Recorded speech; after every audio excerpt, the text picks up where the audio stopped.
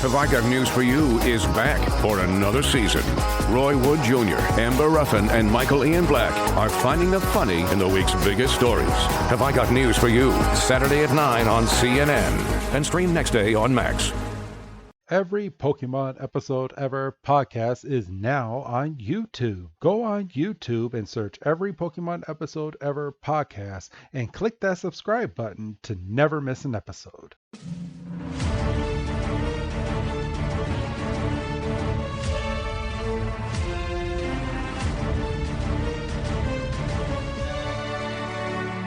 Welcome back, everybody, to another fantastic episode of the Every Pokemon Episode Ever podcast. I am Wrestling Chris G from Sports Entertainment Breakdown, and today we are going over episode 17 in this series. So I'm going to keep up this gag because why the fuck not? So it's not only me today, everybody, but on the other line with me today is the shorter one of the two. It's good old Dougie Fresh. Dougie, man, how you doing? That's a dumb bit. It is not a dumb bit. It's a dumb bit, and you know it is. No, it is not. You know it is because you hesitated.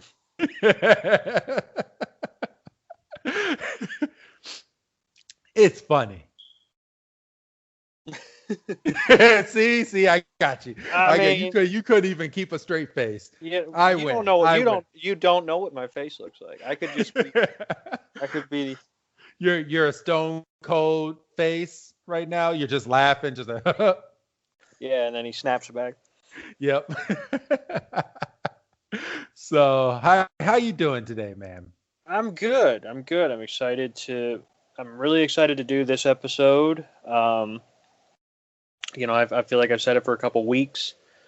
But I feel like these episodes are getting better and better. Oh, they are. I mean, this one somehow is an unofficial threefer, but I mean, it's unofficial threefer, but it could be its own little episode in itself as well. I mean, it is kind of funny because we get some Pokemon translation for the first time, and I believe it's the only time, unless there's an episode in the future I haven't seen yet. But yeah, I really like this episode. Yeah, and this is a concept. Well, I mean, you kind of just said it. They don't really touch on the idea of Pokemon being independent a lot. No. I mean, obviously we encounter wild Pokemon, every episode, but like we never get their side of the journey. Yeah, no, I mean, this is like some proper Lord of the Flies stuff. Yes. I mean, obviously we'll get into the circumstances in a minute, but it's not something we see. And it was nice to kind of see that, I mean, obviously I don't know how far it got, but they could almost have done like a independent show off of it. I mean, obviously this is just, maybe 10 minutes out of a 20-minute episode, all together. Yeah. Well, I may have spoke way too soon. So I guess in itself, before almost every single Pokemon movie, there's a Pikachu short where the story revolves around Pikachu and the Pokemon and does not revolve around the trainers, and the Pokemon always end up into some like mischief type deal. Yeah, no, and now that you say that, I do kind of remember that. Those shorts. Yes. So I spoke way too soon because I'm sitting here thinking to myself, and I'm like, wait a minute. No, they do this they don't really have subtitles for the Pokemon, but the Pokemon, you can basically watch them be Pokemon and just be so entertained by what they're doing, and what they're doing. And they do a good job with the body language, as you stated off air, that the Pokemon do. Right. So today's episode is called Island of the Giant Pokemon, or translated from Japanese, it is Island of the Gigantic Pokemon. And this aired in Japan July 22nd of 1997 and aired here in the States September 30th, 1998. So what we like to do is we like to go and look up historical events that happened on the date that this aired, not the year, but on the date. And Doug, are you taking the first or second swing with today's event? Once again, I'm taking the first swing. All right. And that's actually more apropos than I realized as I said that, because on September 30th, 1934, Babe Ruth has his last game at Yankee Stadium.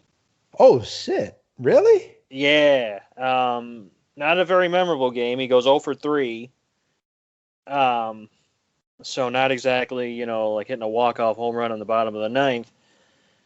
But, by that point, he'd established himself as one of the probably at that point, the greatest baseball player. And, still, you could make arguments, and, we could be here for 2 hours on a different show. But, 714 home runs, started as a pitcher, decided he liked hitting way more. Off the top of your head, Doug, and you don't have to answer this if you don't know this. I know I'm putting you on the spot, but what is the record right now for home runs in a professional baseball game? You mean by like one player? Yes. Like in one 9-inning game, or maybe not 9 innings, but in one regulation game? Yes. I think there's a big old log jam up top at 4. I don't think anybody's ever hit 5. Gotcha. Okay. I've done it in the video games. Well, that's just your normal Saturday. Right. That's just, roll out of bed, But yeah, no. Sometimes when we do these on this date, we have to do a little bit of digging. This one was right at the top of the sports category. I don't intentionally go for sports. It might feel like that the last couple episodes. But this one was there, and I was like, that'll work, so here I am. All right. So, for me this week, as you know, I like to go with TV stuff. And on this date, in 1991, Jerry Springer's tabloid talk show, The Jerry Springer Show, debuted on TV. Wow. That is it, now, and I have a question, and I guess I should have looked this up when you said that's what you were doing. It's not still going? No. Okay, I didn't think it was. But it just ended recently, though. It's not like it's been off the air for like 10 years. Not for 10 years. It's been off the air, I believe, the past 3 or 4 years now.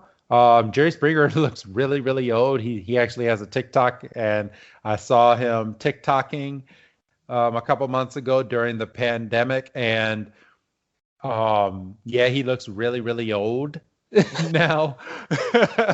And I was shocked because I hadn't seen a more recent Jerry Springer, but he looks old, but he looks good. So but that show went on for years, like You Are the Father, or just no, that was Maury. That was Maury, but no, Jerry Springer had that on a decent amount of his episodes. No, motherfucker, Maury. That was, you knew that was going to be a good episode because that was straight. And then you got motherfuckers acting an absolute fool when they weren't. Oh, I told you I wasn't the father. Okay, but that's another show. It's another show. We'll have to find that. We'll have to find that air date. Yeah, we do. But Jerry Springer, he had strippers. He would have people just acting a fool. It was a talk show where you didn't know if it was real or not real, because you would have these people on there and then they'd go and start fighting on stage and people would start going, Jerry, Jerry, Jerry. And it's real cool. I mean, it was a good time. It was, I mean, me and you both probably shouldn't know as much about Jerry Springer because of how young we were, but the fact that it was on Fox for us, and they had this stuff on just regular TV, the same channel that I would be watching Power Rangers on. You had Jerry Springer on there. So I don't know. Every kid in our era has to have caught at least a couple episodes of it. Yeah, I mean, I'm trying to remember when it was on. Like when it was at its peak. I think it was on at like 3 p.m.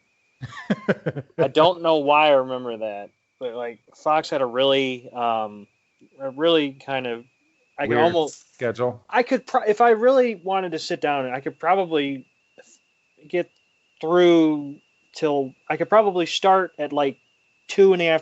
and I could probably get to 7 on what they used to have if I really wanted to sit down. But obviously, once again, that's another show. But yeah, I mean, my favorite thing about that show was, you watch, strippers and pimps and little people fight for like 55 minutes. And then he sits down and has this really deep final thought. Just and I was a conversation with him. And I was like, motherfucker, you he was the I'm gonna have people laugh, I hope, at what I'm about to say, but he was the Mr. Rogers for like the pimp. Yeah, I mean, and he never really, there was a couple times where he kind of snapped and like kind of got aggressive with the guests, but he just kind of usually walked in the audience and just kind of poked the bear and just watched what happened. And then he had the security guards get in there when the stuff got too rough. But he was a snidely little motherfucker. Yeah, but wasn't what's that guy's name that has a show now? Steve-O or Steve Wilco. Wilco, yeah. Yeah, there you go. Steve Wilco. Yeah. He got his own show and he was the security guard on the Jerry Springer show. So, I mean, good for him. Yeah, I mean, good for old Jerry to kind of throw somebody a bone. So, yeah, that's my historical date. I liked your historical date. This was a good historical date segment. Let's go ahead and so we like to also go through the Who's That Pokemon of the episode. So yeah, I'm curious because the episodes I watched, they don't have that, and the 2 episodes I watched recently, I've kind of been racking my brain as to what they would be. So the one today for Island of the Giant Pokemon was none other than Slowbro. Oh, really? Even though he was only in it for like 2 minutes? Yes. And yet I got in trouble for suggesting Gyarados could have been the Who's That Pokemon last week. Cool. Yep. Good stuff. Awesome. Swell.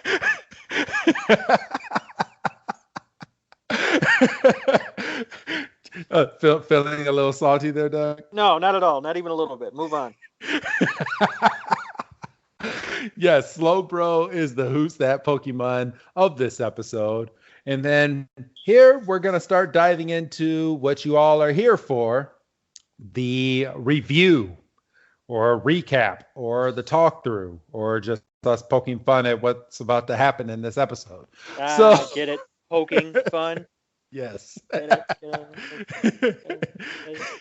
Get it? Yeah, I get it. Get it. Okay. All right. So, all right. So we start this week's episode with a recap of the first 2 episodes prior, or well, actually, no, not the first 2. We start with a recap of the last 30 seconds of last week's episode, where you have these Gyarados surrounding Ash, Misty, and Brock, and they all get their little tornado going and completely obliterate the shipwreck that they were sitting on, and threw them all up in the sky. They were all holding hands, and then they all separated. The Pokemon went one way, and Ash, Misty, and Brock and Team Rocket went a different way.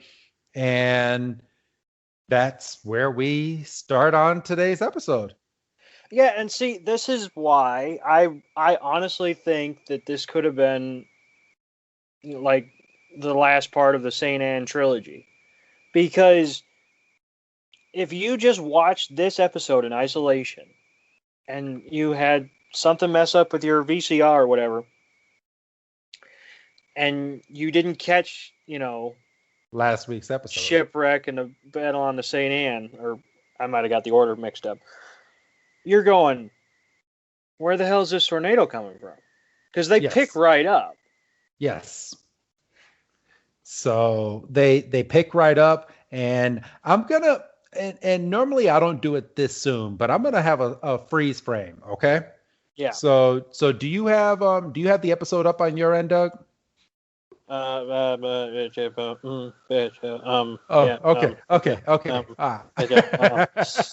You see, what had happened was I had to move it, my checking and my savings. That takes 3 business days. It's already 4:00. Well, it's 9:53, so I don't think you're moving anything. So okay. So we start this episode. So right after they say Island of the Giant Pokemon, and they give the nice little intro into the episode, at that second, I freeze the frame as soon as the episode starts. I think there's a dead Slowbro somewhere on this damn island. Oh, for goodness sakes. And the reason I say that is there is a you know the tip of Slowbro's tail, right? I do. So there is one just buried into the sand as Ash, Misty, and Brock are now just basically knocked out on the sand. So I just want to point that out. If someone wants to hit us up on the good old Twitter machine or Reddit, by all means, just let us know. But I believe that Slowbro's tail got taken off at some point, and Slowbro is no longer a Slowbro. It's a Slowpoke again, and he's extra sad. Is he though? Well, yeah. Can a Slowbro be sad? It took Slowbro 5 minutes to turn his head around.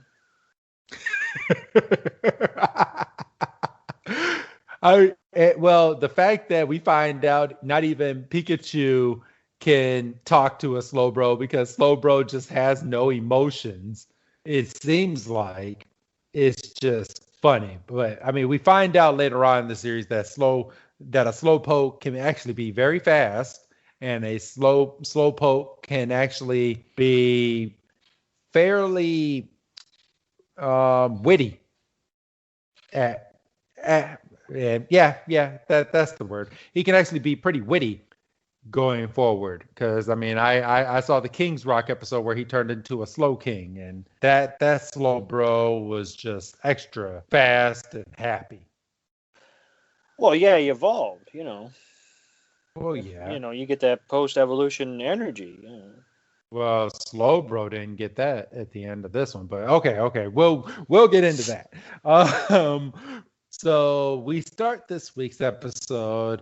Ash, Misty, and Brock are laying in the sand. They got thrown from the tornado. They landed on the sand, and no, they did not get penetrated by a sharp shell, because this is a kid's show, and they're not bleeding because this is a kid's show.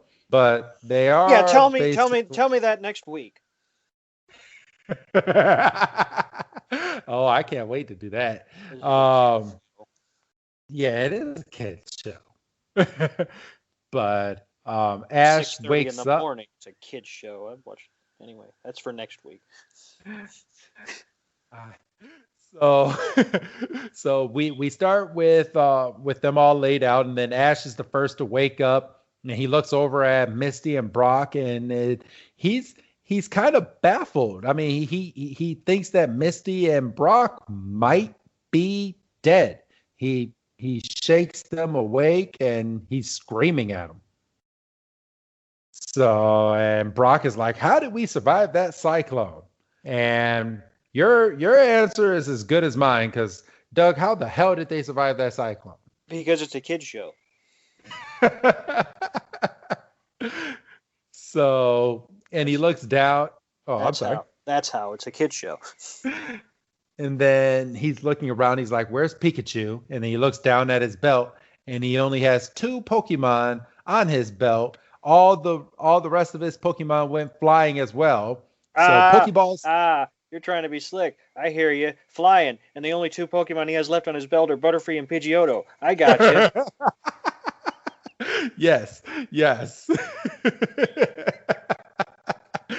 You're a quick one this week. For as late as it is that we're recording right now, you are very quick today. Yeah, that must be it. You drank that coffee this late, didn't you? Fuck no. You be up all night. I want to go to sleep at some point. So he looks down, and all he has is Pidgeotto and Butterfree on his belt. I mean, we don't know that officially yet, but those are the only 2 Pokemon that are on his belt, and he is freaking out. He is about to lose his shit. So, yeah, I mean, you would be too, I think. I mean, we talked about how he acquired those Pokemon, but those are his Pokemon, and it's like, all right, it's like you or I, if we, I hate to say it, but if we were, ever in a car wreck or anything like that, once we make sure that everybody we're with in the car are okay, what are we going to look for? We're going to look for our phones. Yes, we're going to look for our phones and make sure that we can call someone and let someone know what had just happened. Right. I mean... Oh, sorry. No, go ahead. For goodness sake. So we go straight from that. This episode is going to be very clunky, everybody. I'm just letting you know, because the episode was made kind of clunky. So we go straight from that to we know it's Team Rocket face down. Well, not even face down. Their legs are straight up in the air, and the whole rest of their body is under the sand. And a Krabby comes crawling over and just pokes at them and just gets this sly look in his eyes and just pinches the mess out of both of their thighs. And Team Rocket just does this heroic jump. I don't know how, but they must have just pushed their hands from underneath or from where they were buried in the sand up, because they jump up as if they're like jumping with their feet, but they're jumping with their hands out of that sand. And that Krabby was so happy with himself running away. He was like, because he was happy enough to do it, but when he got the desired reaction, he was like, I got him. He's like, I'm about to do it. I'm gonna do it. I'm gonna do it. You're not watching me, are you? You're not watching me. Nobody's stopping me. So I'm gonna fucking do it. Whack! And then Team Rocket just jumps up, and then when they come down, they're just sitting in front of one another. They're looking around at the island, and they're like, could it be? And then they start crying, and they hug each other, and they're like, we survived. And just all happy that they're there. And then themselves, they look down, and there's no Meowth, and there's no Pokeballs for their Ekans, and they're coughing. Yeah, and we kind of got a little bit insight into, I don't want to say how they were raised, because I mean they did say, my birthday and Christmas, so we don't know. But apparently you can just be given Pokemon as gifts. Yeah. So they were both given these Pokemon at I'm guessing maybe a couple years prior. to this episode. I mean, I'm guessing that because I mean we get a future episode which is actually not too far off from where we're recording now. I have to take a look at it, but we get the Christmas episode where Jesse and James get different gifts and stuff, but it's before they get their Pokemon. So yeah, they must have just recently got these Ekans and Coughing. Probably, I'm gonna guess about 3 or 4 years prior to this episode. Yeah, I think I don't know if I go that far because in my head, and I mean, obviously, we're looking too much into this, but in my head, those Pokemon evolve in 3 years. Not all Pokemon. I mean, not they've only been really trying to steal Pikachu for just a couple months now at this point. And prior to that, it from the way that they battle, I don't think they really have. They're like the bulk and skull of Pokemon. Like they see they're very witty sometimes, but then they can be very, very, very dumb. And I don't think that their Pokemon, especially from what I gather from what the Pokemon end up saying in this episode when we get further, that they really train these Pokemon all that well. Because not even Ekans and Coughing, like when we get further, they don't even classify themselves as bad Pokemon. They're just loyal to their trainers. Right. They make that abundantly clear. Yes. So, all right. Let's see. So, it's at this point as well that that Team Rocket realizes that they're penniless, and let's Pokyless. see. What? Penniless and pokyless. Yeah, penniless and pokyless. And on this island, they end up finding a telephone booth with a really, really, really long wire coming from the bottom of it. And people that are new to this and don't know what a fucking telebooth or telephone booth is, it's a big block that you go inside, which you can't do these days because you would be afraid of COVID.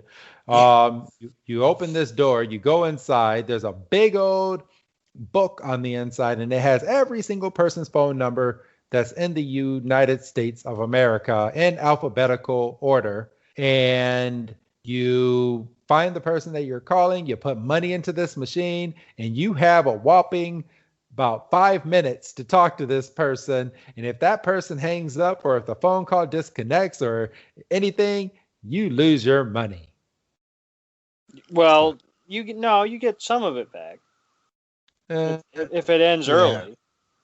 Sometimes, but if you're only paying 25 cents, or sometimes, well, I guess it depends on where you're calling. Because I remember back in the day having to put like $1.50 into a telephone booth just to use it. Oh, yikes. Yes. So, but yes, the telephone booths were a thing in the 90s. But they when they go over, oh, actually no, we're not that far yet. So, all right. So after Team Rocket finds this telephone booth, they find out, or they state that they are penniless again, so they can't use it. And then we flash over to Pikachu, and miraculously, Ash's 3 Pokeballs landed right where Pikachu landed. Somehow. Isn't that just damn convenient? Yeah. Right there. You know why it happened? Why? Because it's a kid's show. Yes. Because if this was an adult show, these Pokeballs would have been scattered all around the island, and Ash would have had some bitch of a time trying to find these Pokemon. And one of the Pokeballs would have been cracked. I don't. Yeah. Probably, and I don't want to think about what would actually happen to a Pokemon. Well, the Pokemon will be released out of its Pokeball. Well, no, that's true. So, But Pikachu looks down at all three of these Pokeballs and goes over and just taps this and goes, "What's this? Ash's Pokeballs." And just taps it out and says, "Come out, everyone." I don't know how I feel about Pikachu actually using Ash's name. I don't know what I would want him to call him. But it just kind of no, that hit me weird when Coughings and Ekans do it later. Yeah, I don't know what I would expect Pikachu to call him. It's just him saying Ash. Yeah, well, they're friends, dude. Ash says Pikachu is his best friend, which I mean, I don't know what that's to say about Gary, but Ash does not end up. Yeah, you never see someone in this series, at least as far as I am so far, and I'm in the 300s. I think I'm on like in the 370s right now for my episodes, and I have not once seen someone that has known Ash growing up, besides Gary. It's made abundantly clear that Gary and Ash both were very competitive growing up as kids. Yeah, I mean, obviously they make mention of the other trainers from Palatown, but we don't get into them. No, not at all. So it's Ash, Gary, and two others, right? Yes. So yeah, we don't get into those other two. I mean, and obviously you're a little further ahead than I am, so maybe they have shown up and you just haven't realized it.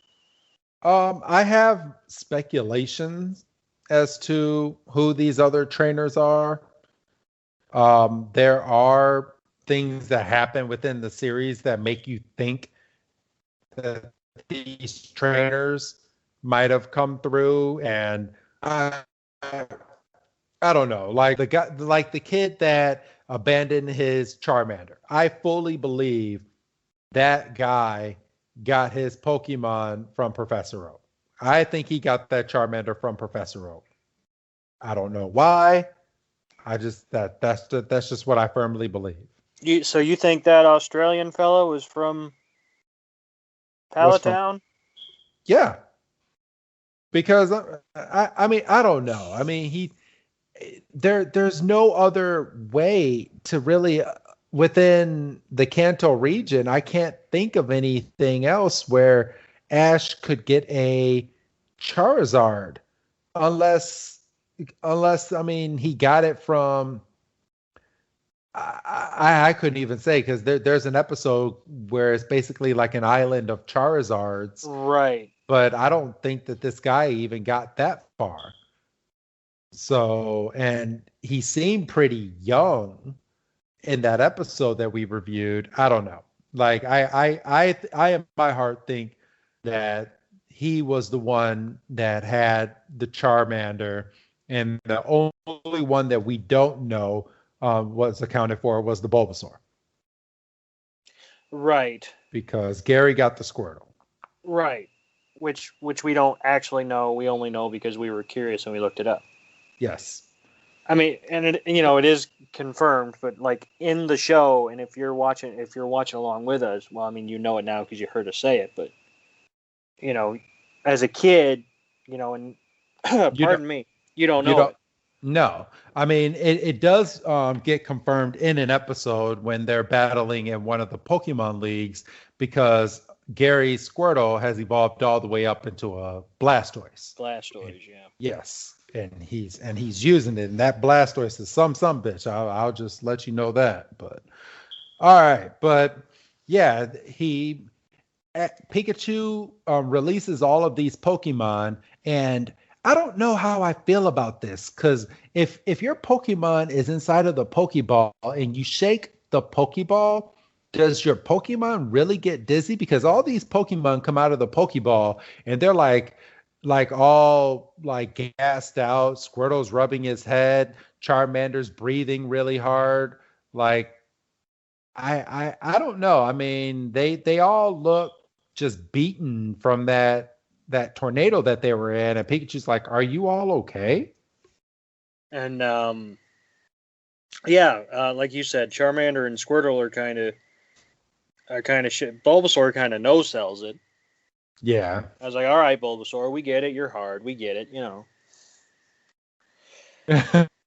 Yeah, Squirtle's like, I felt better, and Charmander's like, I'm all right, and Bulbasaur's like, I'm just fine. Yeah. he's just fine. He's a meat, So, and then they all are looking around at the island just like the trainers were doing, and they're like, "What is this place? Are we lost? Where are we?" And Pikachu is just like, "I don't fucking know." But then they look over at this slowpoke that's just sitting on a rock, and this is one of my favorite scenes out of this whole episode. Pikachu, Charmander, Bulbasaur, and Squirtle walk over to the slowpoke. No. Nope. Okay. Just Pikachu and Charmander. There it is. Okay, my bad. Well, all right, now we got the episodes in front of us now.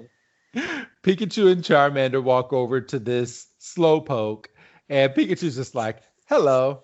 And Charmander goes, "Could you tell us where we are?" And Slowpoke is just laying there, just stone-faced. Might have been stoned. And Charmander goes, "Can't you hear us?" He gets slower. "Can't you hear us?" And then Pikachu's like, "Where are we?" And he just... "Can you help us out?" Yeah, right. And Slowpoke is just laying there. And Slowpoke gets up, backs up on this stone, puts his tail into the water, and Pikachu and Charmander just look at each other. Bulbasaur and Squirtle are just sitting back, and Squirtle's like, "It is sure peaceful here." And Bulbasaur ain't bad. Like, this shit ain't bad. I'm having fun here, and Bulbasaur is already looking like he's about to take a nap. He's like, "Sure is." And they're just sitting under a shade of a palm tree. And we go immediately from that to nighttime, where all four Pokemon are being led by Charmander with his tail, trying to find out where they are. And, Pikachu's concerned, Charmander's concerned, Squirtle's a dick, says they all got eaten. Yeah, he's like, "What if they all got eaten?" Pikachu immediately put him in his place and goes, Don't say things like that. You gotta think positive." And then I don't know where Bulbasaur's attitude comes from here. What do you mean? Well, because he's the one that says maybe Ash forgot about us. Yeah, well, he's the one that's been on the journey with everyone. Actually, no, he's the one that's been on with them the longest. Yeah, he was first, and then it was Charmander. It was Charmander first, and then it was Squirtle. So yeah. Yes. So Bulbasaur has been with them the longest, and I don't know. And Pikachu immediately goes, "Yeah, Ash would never abandon us. He's not like that at all. Like, why would you even say something like that, Bulbasaur?" And then this is where, of course, Ekans, Coughing, and Meowth landed all together themselves as well, because it's a kid show. It's a kid show. And this is just hilarious when it's happening. So Meowth is like, "Oh, Pikachu and them are all here, and they're all by themselves. I can go over there and I can capture Pikachu." And jumps out of the damn bush and is like, "Pikachu, are you ready? I'm gonna capture you." And everyone just looks at him. And just goes, "Oh, it's just Meowth." Meowth just says, "Ah," does the anime faint. So, but this is funny. Meowth thinks he's just all big and boss, and looks at Coughing and Ekans and tries to demand them to go over and battle with Pikachu in the gang. And Ekans and Coughing aren't having any of it. They're like, yeah, you're not our master, so we're not fucking listening to you. Which, is fair, I mean, yeah, he, if you really got down to brass tacks and it really was like a Lord of the Flies situation, Meowth probably would be high on the totem pole because he can speak, but at the same time, he's kind of a bastard, and we can see that these Pokemon are capable of, coming together. Yes. And what about Ekans' face to Meowth when he just swayed his head back and forth, just going, "You not master." And that is not my job. And Coffin is just bounced up and down, just going, "Yeah, you're not master, not at all." And Meowth and Ekans is like, "I only obey master." So, and you said, okay, it kind of explained to me, Doug. You said that kind of hit you the wrong way when they said that. Why is that? Yeah, well, it's just like, and it's something that's I've kind of thought about since we started talking, and we had the discussion about it was kind of weird Pikachu calling Ash. So it's just, I don't know. I mean, like, if they don't call them by their names or call them master, like, what would you expect the Pokemon to really call their trainer? Trainer? Well, but see, that's just as clunky.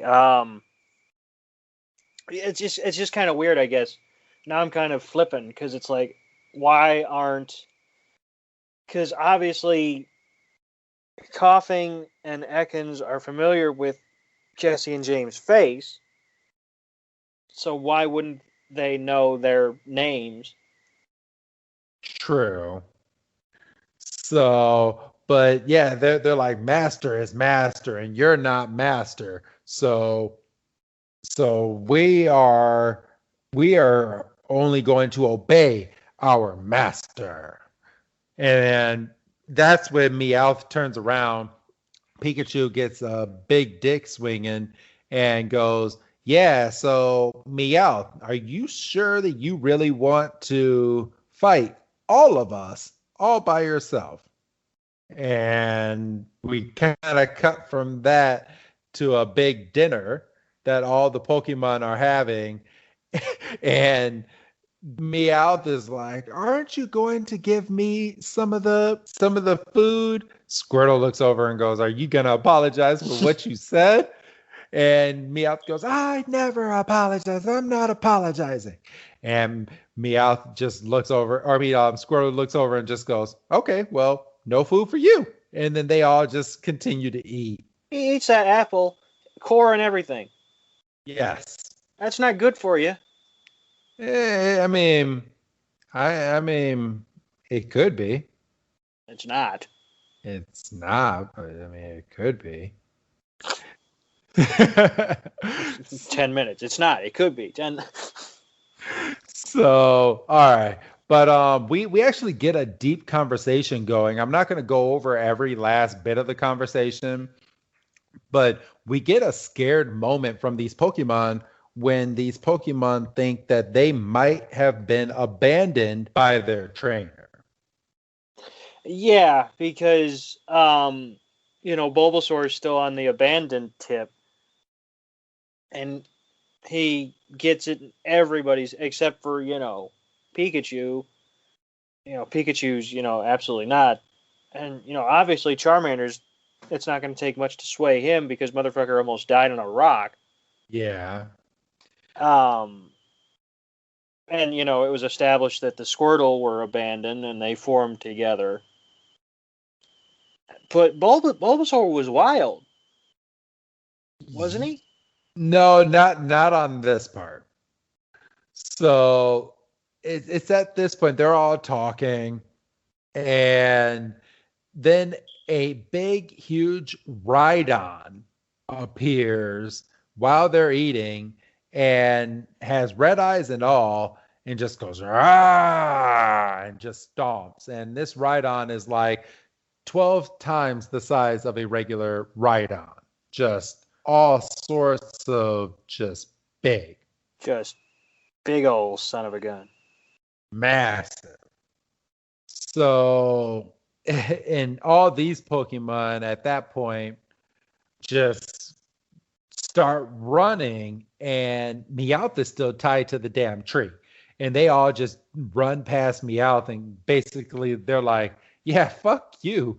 We're out of here. And Meowth is like, wait a minute, somebody come back and help me. And Pikachu has morals, of course, so Pikachu unties Meowth. Even though last week he wanted him to drown. Yeah, pick a lane, Pikachu. Yeah, really. Well, not even last week. Just a couple 24 hours ago, Pikachu was pushing him into the water. Well, no, I mean, but I'm saying last week in terms of that was last week's episode. Well, yeah, I know. I'm speaking timeline wise within the Pokemon. It's only been 24 fucking hours. If we start doing that, we realize we've only been technically doing this show for like 2 weeks. Yeah, well, we have. Or something, because wasn't it when they got to Vermilion City, they said something about the fact that they were in that forest for like 2 weeks or something? Yes. And they all needed a bath. And yeah.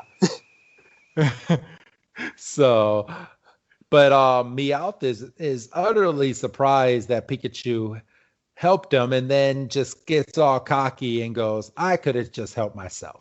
Like, you son of a bitch. I mean, that's classic, like, heel tactics. He's like, well, I would have figured it out. Yeah, I didn't need your help at all. So, and just walks right by Pikachu, and Pikachu looks back up at the Rhydon, basically not scared anymore, and goes, where are you, Ash? They're again acknowledging Ash as his trainer and by his name. And then we cut to Ash, Misty, and Brock being terrorized by a giant Zapdos. Okay, in reality, if you had landed on this island, would you not be scared shitless as to everything that's going on around you? Well, no. Well, yeah, now I suppose I would be, but I'd like to think I'd be more, well, I'd be more concerned about figuring out where the fuck we were. And then I would be exhausted when I saw the giant creatures. I'd be like, well, of course there's giant creatures. Why wouldn't there be giant creatures? These giant creatures are going to fucking try to kill me. Of course they are. I mean, they might as well. And why and we know, and I'm going to try to depict this episode a little bit, and it's probably going to hurt my head, but I'm going to try. Careful now. So I know, but okay. So they're on this island, right? And we know at the end of this episode that all these Pokemon are not real; they're mechanical. Okay, so right. I know I'm kind of ruining the ending, but good night, everybody. But what the fuck is a Zapdos running rampant this late at fucking night for, shocking electricity out of his damn body? And the Rhydon. What? It's an island. Yeah, but I know I'm not going to ruin what or who funds this island or what this island is all about, but why are they working this late at night? It's not fucking Disney World. True. And it's never really explained. No. I mean, we get like the briefest of something towards the end, but it's not like you don't turn the episode off and go, okay, that made sense. So, yeah, I don't get it. Well, like you said, you start picking at stuff and stuff falls apart. But Brock looks at this Zapdos, and of course, the three of them don't know what this Pokemon is. But Brock is like, "That is one of the most fantastic Pokemon that I have ever seen." And okay, so and this is another part where I just kind of want to depict this. So obviously, the person that built this island knows what a Zapdos looks like. Okay, Right. why has this Pokemon never appeared on TV to where everybody knows what this Pokemon is? Well, they shouldn't, right? Because a Zapdos is a legendary. Yes. So and that's what I'm getting into. So this is an island which we're gonna find out other people are gonna be able to go to, and these Pokemon are running rampant on this island. So everyone should know what this Pokemon is. So why doesn't Ash, Misty, and Brock, especially Brock, Especially evolve? Ash with his Pokédex glued to his hand. Yes. And I don't know. I mean, there's a lot of holes I can poke, but then at this point, Brock looks over at Misty and Ash and just goes, "This island is very, very dangerous. We need to find cover to sleep for the rest of the night. And then in the morning, when it's light out, we will go and try to figure out where we are." And Ash has this heart-to-heart moment just going, "Pikachu, I hope you're okay." Like, disregard all the rest of your Pokemon. You're just worried about Pikachu? Well, he was the first. Yeah, but Bulbasaur. What about Bulbasaur? He'll be all right. He's tough. What about Charmander? Well, Charmander, yeah, he almost died. He almost died yesterday. Charmander almost died yesterday. I mean, he almost died 2 weeks prior. Like, Charmander's not having a good month. No wonder Charmander became a dick later on. Charmander's like, "You almost had me die so many times. I'm not listening to you." Well, you know how we were when we were teenagers. Yeah. Hey, fuck you. I listened to my parents. I was a good kid. So we go straight from that scene to another scene where a fucking Moltres is flying over Team Rocket and flamethrowering down at them, almost putting them on fire. Like, what the fuck kind of dangerous ass fucking Pokemon do they have on this damn island? I think this fucking Moltres was a real one. I don't think this one. You know what? I think the legendary Pokemon in this episode, fuck it, they're fucking real, and they were trying to fucking kill these kids on this island. Yeah, I mean, it would have been simple. I mean, I don't know where this falls in the timeline of like Jurassic Park, because I mean that was a simple enough premise, right? Yeah. This was Jurassic Park. I mean, it was a. Well, they just snagged the Titanic last week. Right. So like, it wouldn't have been out of the realm for them to throw out another pop culture reference if it would have fit in the timeline. Exactly.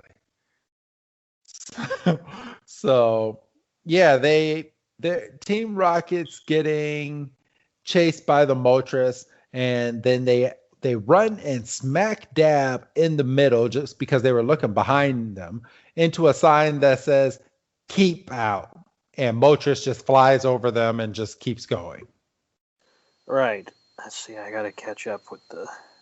And it's at this point that we get the Who's That Pokemon, which was Slowbro. Right, because 5 minutes is enough time. Then we cut. Then we cut to what could best be described as a tiki bar, randomly out of fucking nowhere. And it has a whole bunch of food, and these Pokemon are just kicking it.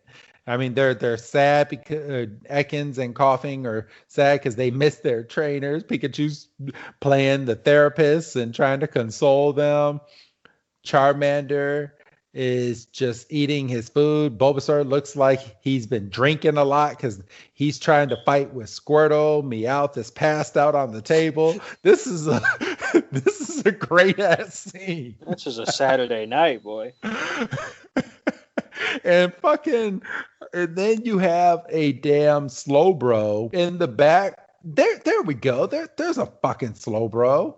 So there is more than one Slowpoke on this island. Okay. So there's Slowbro in the back cooking up all this food and being the bartender to these Pokemon, which I think is weird. Once we get to the ending of this episode, I have a lot of fucking questions. Like, why the fuck is there a damn tiki bar with a Slowbro?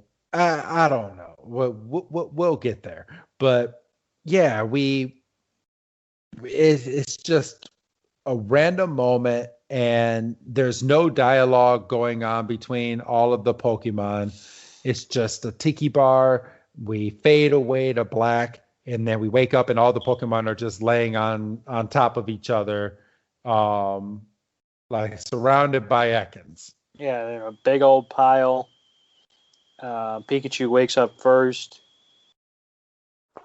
Then we shoot over to Ash, Misty, and Brock, and then Jesse and James, and it's basically within like 2 seconds you see everybody waking up, and it's now morning, and everybody survived the night. Right, and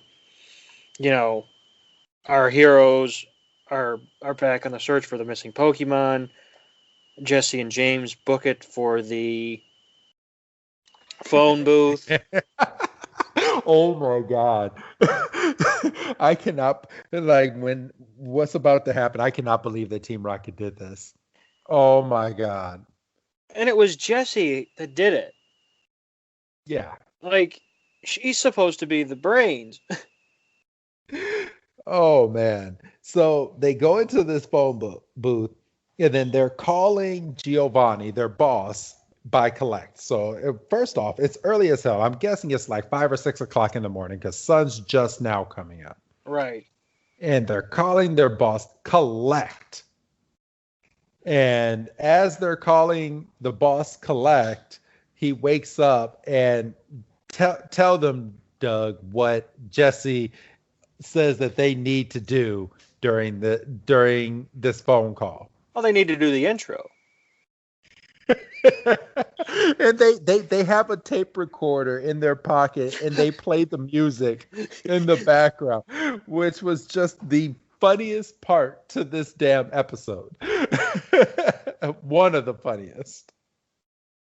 And so they do the intro. When they get to the Team Rocket line, they maneuver the phone cord into an R. Giovanni's got more patience than I would.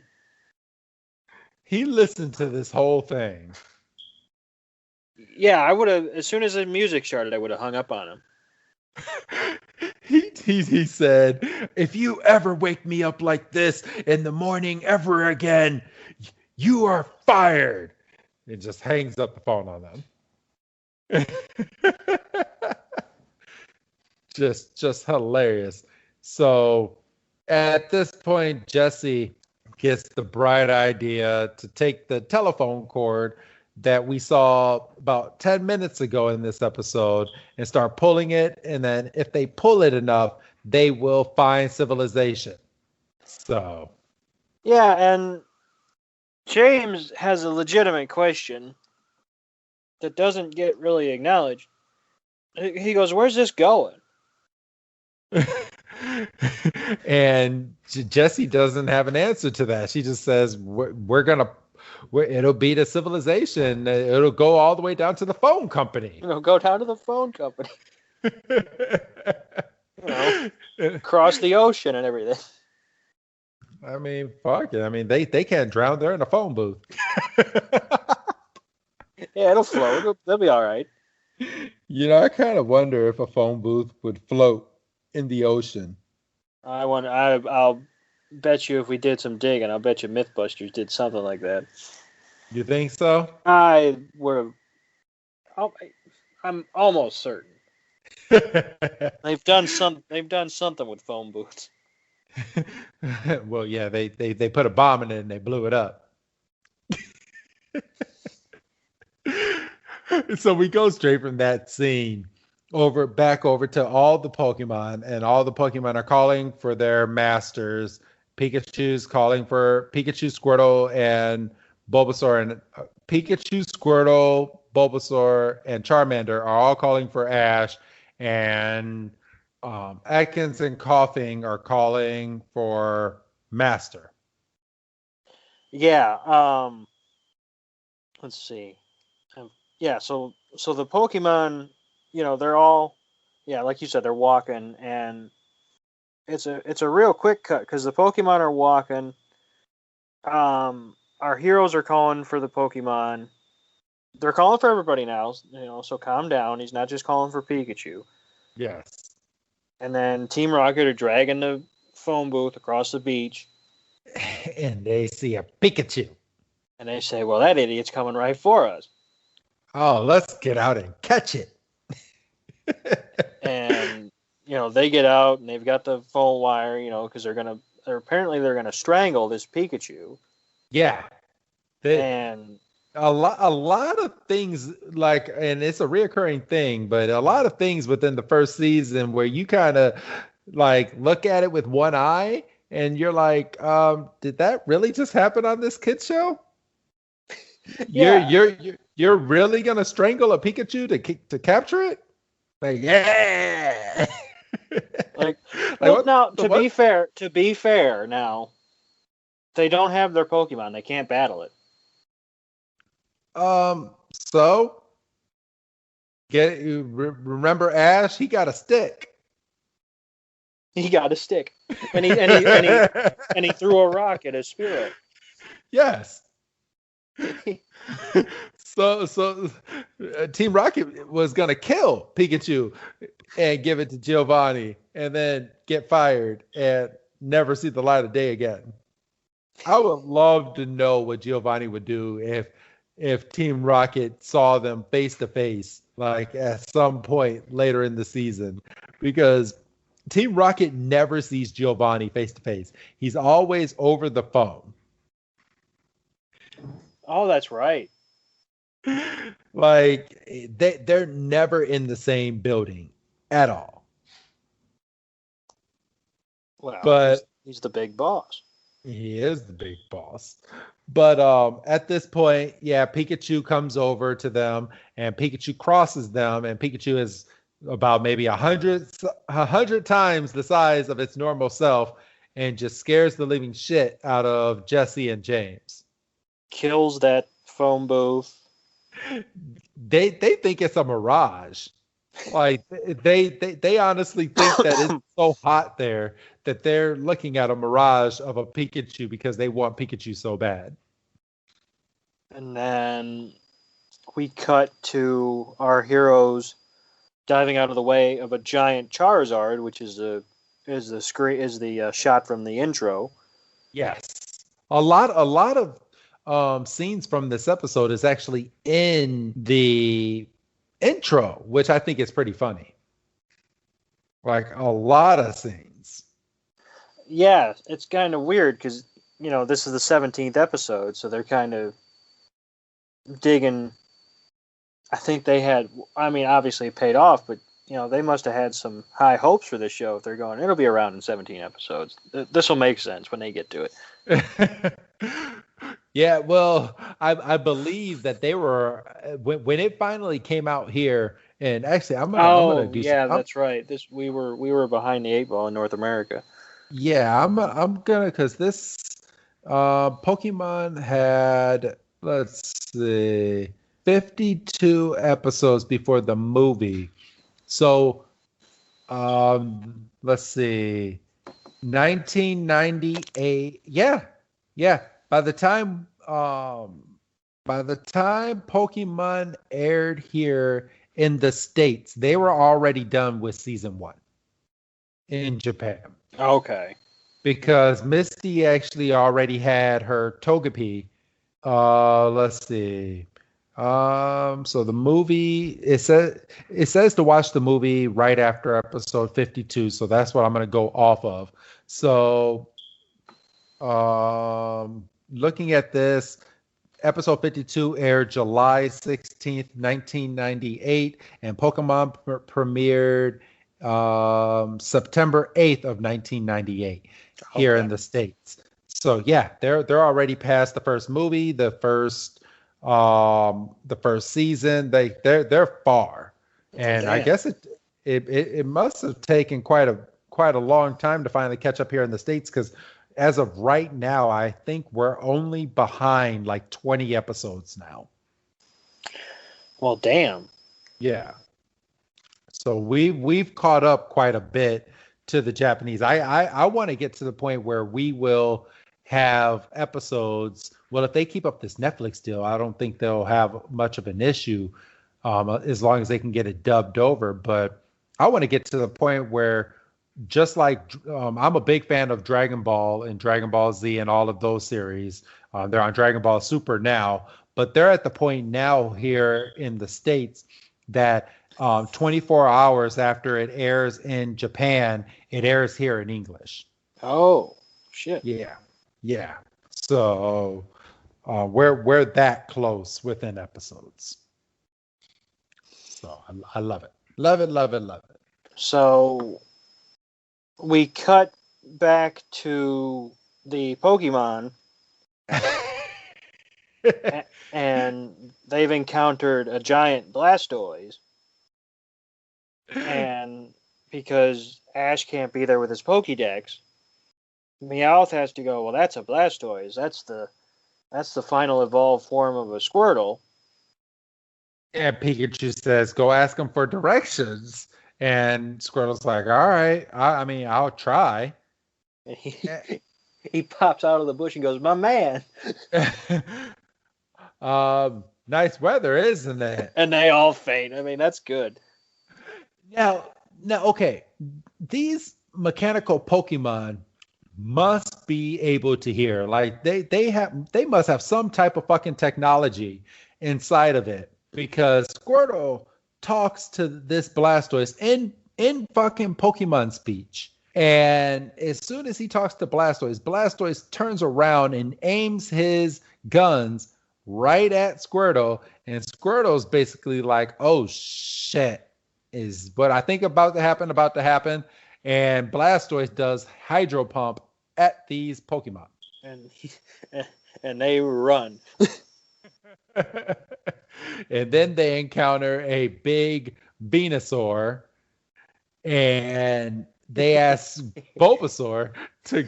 They're like, "Hey, go talk to Venusaur. You're like family." And Bulbasaur is just not having any of it. He's like, "Yeah, you can call me an orphan." Like, I'm an orphan. And Charmander's like, "Well, that's a good point." Squirtle goes, "He's a coward." Because at least Squirtle went over there to talk to Blastoise. Yeah, but we saw how well that worked out. But let's kind of look at this for a second. So when Bulbasaur said, I have no family, and Charmander's sitting there clapping, going, good point. Like, what do you, wait, hold on. Then what, Ash is not family to you? Well, family is subjective. You know, I mean, there's the family you're born with. There's the family you make. There's the, you know. Well, yeah, but you know, it's Bulbasaur. Bulbasaur is hard. We've established this. Yeah, but Charmander agreeing with him? Well, is this the turning point of Charmander looking at Ash a different way? No, the turning point was when he evolves into Charmeleon. It just burns Ash to a crisp. Just doesn't give a shit about nothing until he encounters that Aerodactyl. So, all right. At this point, we like I said, this episode's all the fuck over the place. So we go from that to Team Rocket racing towards this cart, and they jump into this cart and pull the lever. What are they being chased by? Let's see. They weren't being chased by anything at this point, but The now hell they're they going. weren't. Oh, oh no, they were. There it says because I was about to say the Kabutops started chasing them now, but they said, "Oh, we're going back the same way we came," and a big giant robotic Kabutops is behind them, and they're like, "Oh, we're going back the way we came. Switch this thing." And as they're going through, the wire from the trolley wraps around the Kabutop's leg and starts dragging him. Right. And so they're dragging this Kabutops. Let's see. And they try to stop the train because they're dragging Kabutops. And as they try to stop the train going at high speed, mind you, they try to hold on the brake and they break the emergency brake. And Ash and company are on. They're like a level above them, and their ground starts to shake. And as the trolley's going down the tracks, it's picking up speed and it's dragging the Kabutops. It picks up the Pikachu. And Ash, Misty, and Brock drop into the trolley. Right. The ground beneath them falls. They drop into the trolley. They spot the Pokemon across the way from them. Because now they're all being chased by Charizard, Blastoise, and Venusaur. And then we go up a loop-de-loop with no seatbelts. Yeah. Just my goddamn nightmare. Like the day I put you on the Raging Bull. Yeah, you fucker. Hey, at least you can say you rode a roller coaster in your lifetime. Yeah, and that'll be it. So yeah, they Splash Mountain. That's it from now on. Just Splash Mountain. Splash Mountain. That's it. Maybe Space Mountain if the line's not too long. Space Mountain's a good ride. Yeah, I like Space Mountain. I'm gonna ride that. So they go through the loop. All of their Pokemon jump into the cart after they go through the loop. So they now all have their Pokemon back. You get this fantastic moment of Pikachu jumping into Ash's arms. We get Jesse and James crying that they're reunited with their Pokemon. They're concerned about Meowth for about a second until he pops up. He's not in the cart. He's hanging on to the cart. Yes. They really care about him. The giant mechanical Venusaur, Charizard, and Blastoise get upended, so they're dragging everything behind them at this point. They're causing so much damage to this park. Jesse and James and Meowth are calling out what's going to happen to them because they're the bad guys and they've been through this before. So they're like, well, the cable's going to snap. And then it snaps. And then we're going to get launched in the air. And then they get launched in the air. And we're gonna blast off again. No, he says, and then we're gonna crash into something, and they crash into that Zapdos. Oh, they crash into the Zapdos. And that at that point, Brock is like, wait a minute, this Zapdos is made out of metal and bolts. Yeah, I don't like that it took that long. Like, he went through it and went, hey, wait a minute. Like, duh. So, oh shit. Okay. I got this next part. Were you gonna tell this next part, Doug? Yeah. Well, no. Go ahead. Okay. So after they went through the Zapdos and they're hurling towards the ground, Zapdos falls into all of the other mechanical Pokemon that were on the ground being dragged, and it explodes.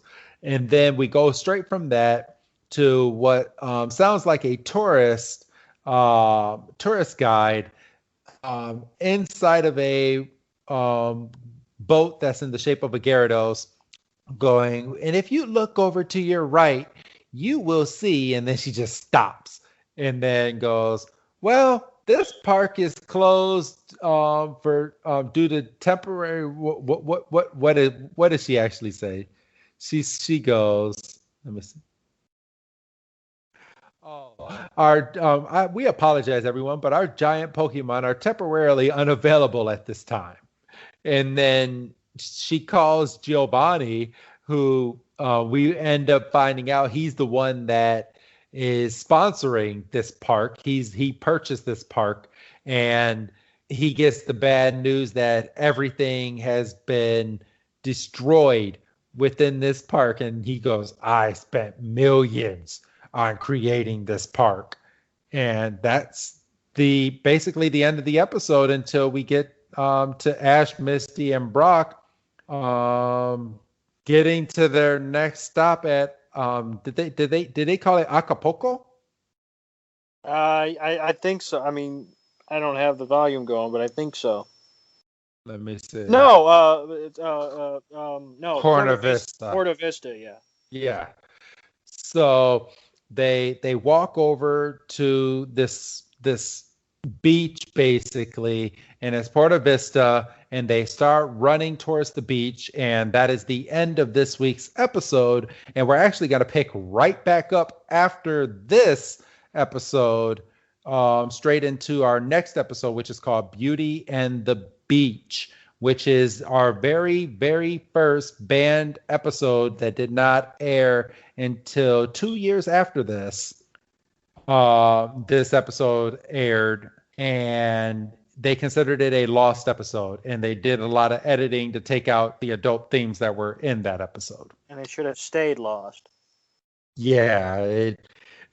Well, don't give away your assumptions yet, because we're legit going to be the very first Pokemon podcast to review this episode. I mean, you can find reviews on YouTube and different things like that, but when it comes to podcasting for Pokemon podcasts, we are the first podcast to review this episode. Are you excited, Doug? No. Well, tell everybody how you really feel. Well, so yeah. So, all right, but yeah, that's this week's episode, Island of the Giant Pokemon, or translated from Japanese, Island of the Gigantic Pokemon. So, do you have anything else that you would like to say before we head off into the sunset and get ready for this next episode? Yeah, I think you can ring the new favorite bell. Okay. So this is one of your favorites. I didn't think I was going to enjoy it as much as I did.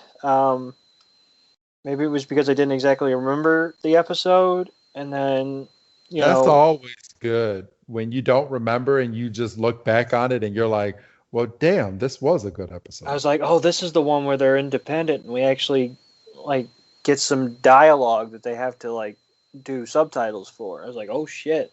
Yeah. So yeah, this my new favorite. So it moves past Electric Shock Showdown. So that lasted a couple episodes. Yeah. But we all know that this next episode, Beauty and the Beach, is going to be your all-time favorite. No, this one might be going the complete opposite. Oh man, I cannot wait to review that episode with you. And also, I'm gonna throw this out there. We have a special announcement on our next episode that we're gonna be telling all of our fans coming around the winter holiday. We do? Yeah. Oh, that okay. Oh, you forgot already. Well, it's been a minute, So we have an announcement, and we will talk about that on the top of the next episode. So make sure that you are listening and you download that episode. And if you haven't already, hit that subscribe button Doug, do you have anything else to add before we end today? Yes, the special announcement is we're transitioning to a Digimon podcast. Oh no, fuck no. Okay. No, I can't do that. That Digimon. I mean, I respect Digimon and I'll watch Digimon, but it's hard for me to depict that because my childhood I tried watching Digimon so much and I couldn't get into it. Yeah, I don't. I have a vague memory of watching a movie.